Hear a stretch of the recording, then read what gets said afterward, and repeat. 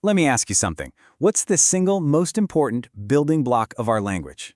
I'll tell you, it's the noun. Seriously, think about it. Everything you can see, touch, or even think about, the chair you're sitting on, the ideas in your head, the entire world outside, it all starts with a noun. They're like the foundational Legos we use to build everything we say and write. So just to show you what I mean, what could family, freedom, and toothpaste possibly have in common? I mean, on the surface, absolutely nothing, right? One's a group of people, one's an idea, and one is, well, that's stuff you put on your toothbrush. But they all share one simple, powerful label. They're all nouns, and that incredible diversity is exactly what makes them so powerful. So here's our game plan. We're going to start with the absolute basics. Then we'll dive into the difference between nouns you can sense and nouns you can only think about. After that, we'll get into counting and grouping, see how nouns team up, and finally, we'll uncover a tricky little verb that likes to work in disguise. Let's get into it. All right, first up, let's lay down that first layer of our foundation. This is the most fundamental distinction of all, separating the general from the specific. So on one side, you've got your common nouns. These are your everyday generic labels, right? A city, a teacher, a car. But over on the other side, we get specific with proper nouns.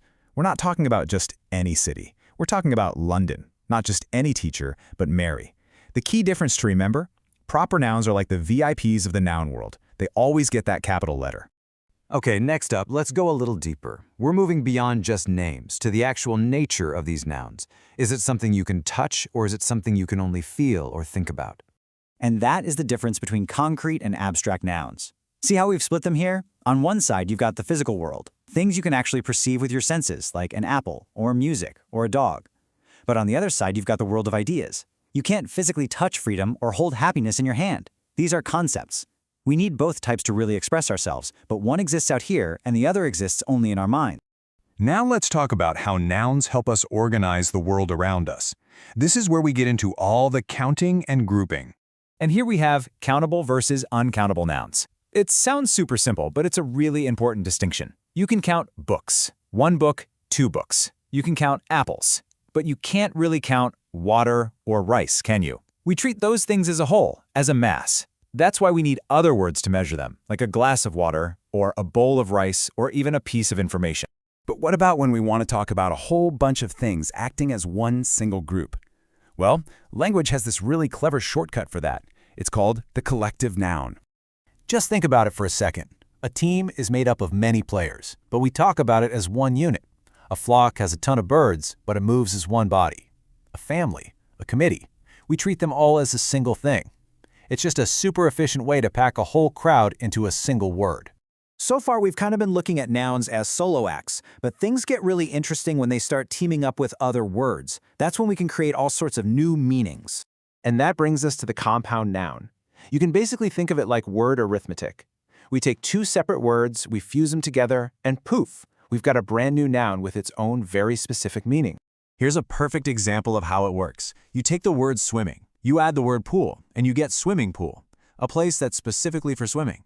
It's the exact same logic behind words like toothpaste or mother-in-law. This is one of the coolest ways our language is constantly growing. Next up in the team-up category is the possessive noun. This is how we show ownership, who or what something actually belongs to. And look how simple this is.